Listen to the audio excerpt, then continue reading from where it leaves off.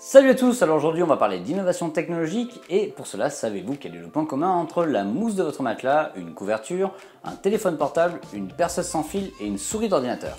Alerte spoiler, on parle de tout ça après le générique.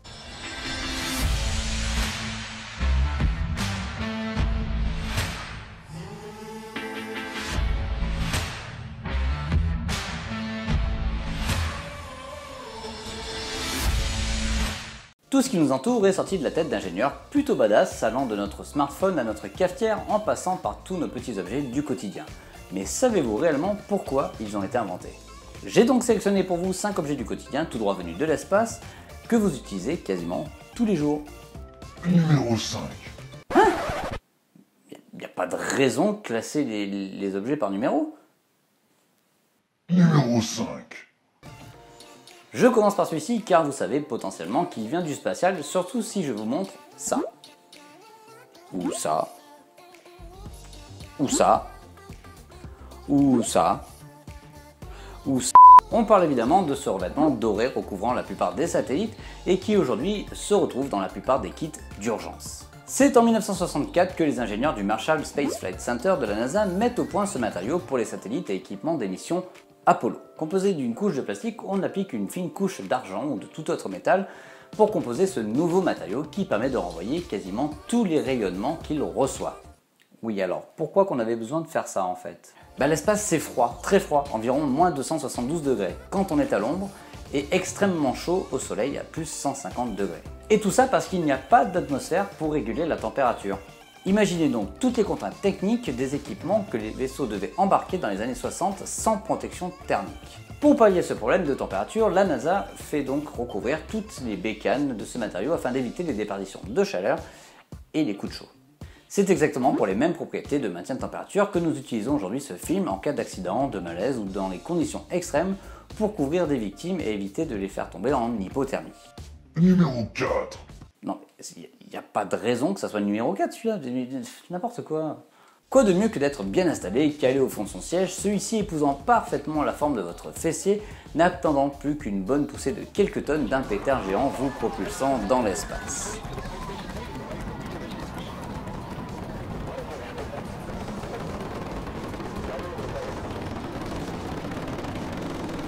Ouais, autant dire qu'il valait mieux être bien assis. En 1962, un certain Charles Yost intègre la NASA pour bosser sur les systèmes de récupération de la capsule Apollo. Durant les 4 ans qui suivent, Yost développa une mousse afin de réduire les vibrations et les chocs pour l'aéronautique.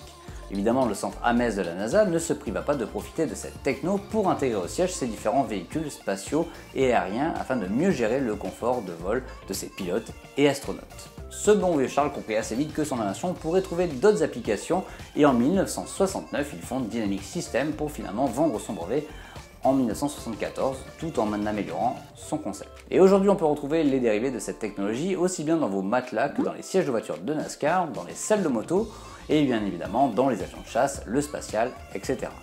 Numéro 3. Non mais faut vraiment arrêter avec ces numéros là, ça devient gênant hein. Savez-vous que Black & Decker était allé sur la Lune?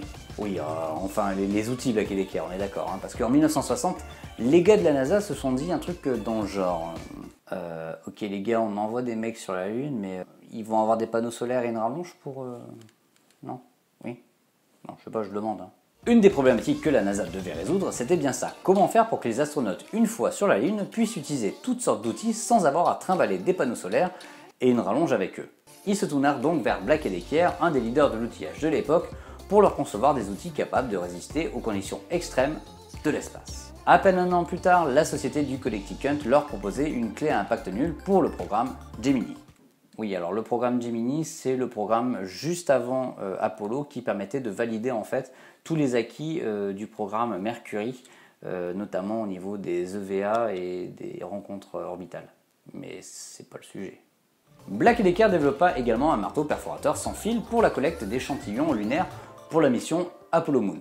Bon évidemment, avant de les envoyer dans l'espace, il a fallu tester tout ça, donc on les a mis en piscine et en avion 0G. Et évidemment, comme toutes les technos développées pour le spatial, Black & Decker se servit de ces concepts pour créer des instruments médicaux de précision sans fil et le premier aspirateur sans fil de la marque répondant au du nom de Dustbuster. Ouais, ça en jette. Numéro 2. Non mais tu vas la fermer ta gueule. D'après vous, qui a inventé la souris? Microsoft? Apple?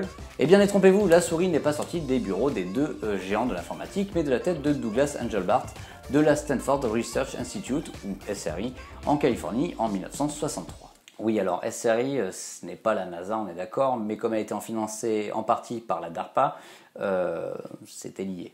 Oui, alors du coup, la DARPA, c'est le projet de défense avancée, a été créé en 1940 et à cette époque, la NASA et la défense étaient rattachées. Tu m'étonnes, pour parler d'envoyer des missiles.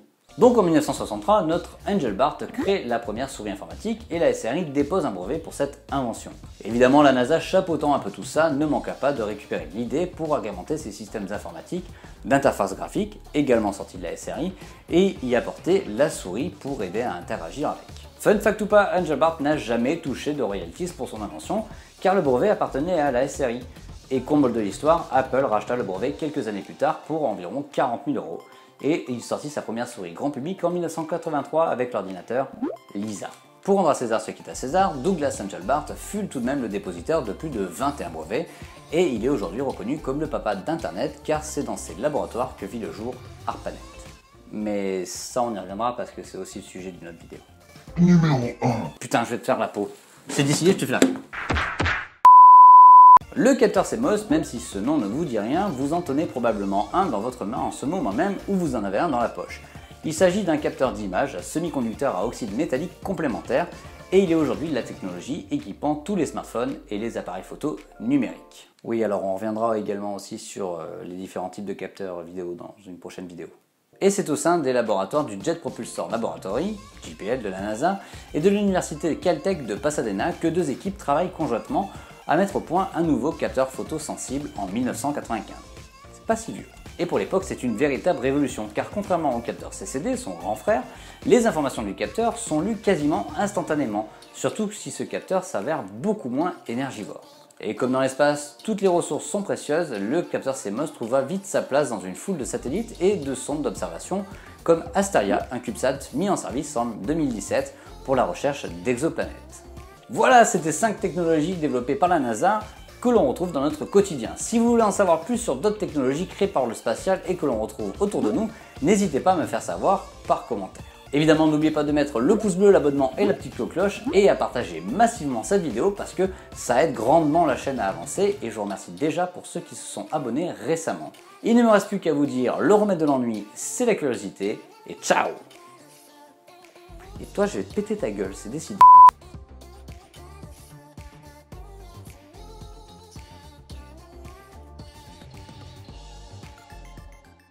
Ah, j'ai Roger qui conduit l'avion. Ah